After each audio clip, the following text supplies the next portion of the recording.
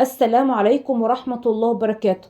كارثة لجميع الطلاب ومهزلة وصدمة في قرار اليوم. امتحانات نصف العام الدراسي 3 نماذج مختلفة بداية من الصف الثالث الابتدائي إلى الصف الثاني الثانوي، وتعليمات جديدة لطلاب أولى وتانية ثانوي بخصوص امتحانات نصف العام الدراسي. لثالث مرة على التوالي يتم تغيير نظام امتحانات نصف العام الدراسي. لثالث مرة على التوالي نتفاجأ بقرار يفاجئ الجميع، معلمين، أولياء أمور، طلاب. الهدف من القرار هو منع الغش. الامتحان الحقيقي لوزارة التربية والتعليم هي امتحانات الثانوية العامة وليس امتحانات النقل. لما يطلع قرار علينا زي القرار اللي هوضحه في فيديو النهاردة يبقى ده مهزلة.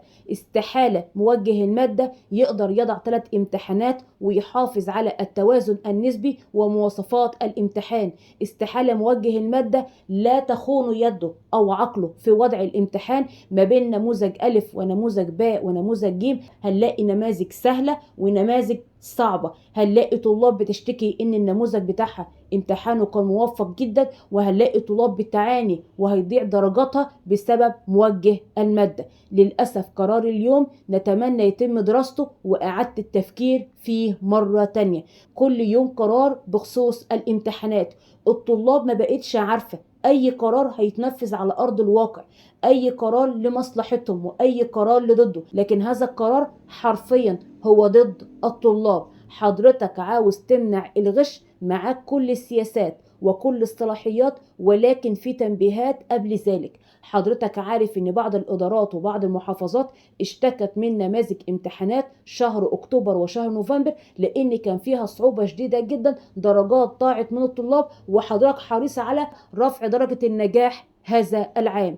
قبل ما اقول لحضراتكم اي حاجة، قرار اليوم هيكون امام حضراتكم على الشاشة، علشان اي طالب او ولي امر لما يقول لي فين الدليل بتاع حضرتك هقول لك اتفضل، القرار امام حضرتك على الشاشة. تم تعميمه على جميع الادارات وعلى جميع المحافظات، وتنبيهات هامة جدا بخصوص طلاب اولى وتانية ثانوي وصفوف النقل. ايه هو القرار اللي تم اصداره من وزارة التربية والتعليم؟ مديرية التربية والتعليم، مكتب وكيل الوزارة، السيد الأستاذ مدير عام إدارة كذا. طبعا القرار ده بيتوزع على جميع الإدارات التعليمية. السيد الأستاذ مدير إدارة التعليم الابتدائي الإعدادي الثانوي، تحية طيبة وبعد. التعليمات الواردة إلينا من الوزارة بشأن الاستعداد امتحانات النقل للفصل الدراسي الأول للعام الدراسي 2024-2025. أولا، يتم وضع عدد 3 امتحانات مختلفة لصفوف النقل من الصف الثالث الابتدائي إلى الصف الثاني الثانوي على مستوى الإدارة. الامتحان هيكون عبارة عن 3 نماذج مختلفة، واللي هيضع الامتحان الإدارة التعليمية.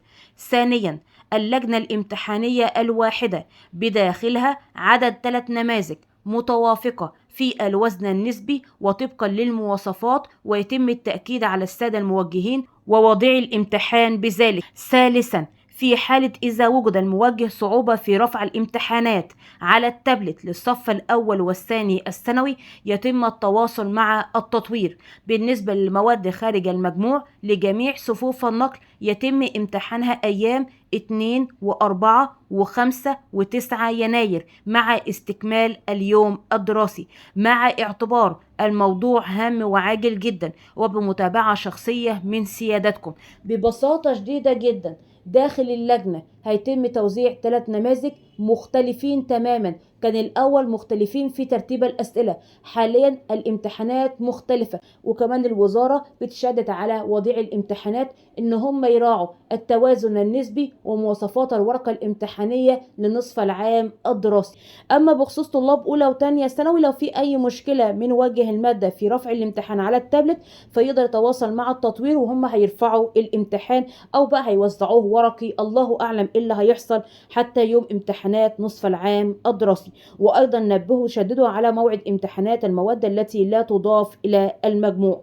موجه المادة لما بيضع الامتحان أكيد في أسئلة صعبة بيضعها، وطبعا ده للطالب المتفوق وده نظام ورقة الامتحان. ولكن خلوا بالكم هيحصل ظلم كبير جدا ما بين نموذج ألف ونموذج باء ونموذج جيم. طبعا احنا ضد الغش وطبعا احنا مع اجتهاد الطلاب، وطبعا احنا مع التفوق، وطبعا احنا مع رفع الدرجات، ولكن القرارات اللي المفروض يتم اصدارها الفترة القادمة هي لطمأنة الطلاب. الطلاب اللي مش عارفة ايه الفرق ببساطة شديدة جدا، لما بيكون عندنا نماذج موحدة او نماذج مختلفة. النماذج الموحدة بيتم توزيعها على الطلاب عادي، ما فيش اي شكوى من اختلاف النماذج. لكن لما بيكون عندنا نماذج مختلفة، يوسفنا اقول لحضرتك اكيد في نموذج من هذه النماذج والمواجه بضع الامتحان هتختلف صعوبة الامتحان او سهولة الامتحان، وده هيعود على الطالب. في طالب هيحس ان الامتحانات كويسة جدا، وفي طالب هيحس ان الامتحانات تفوق قدراته.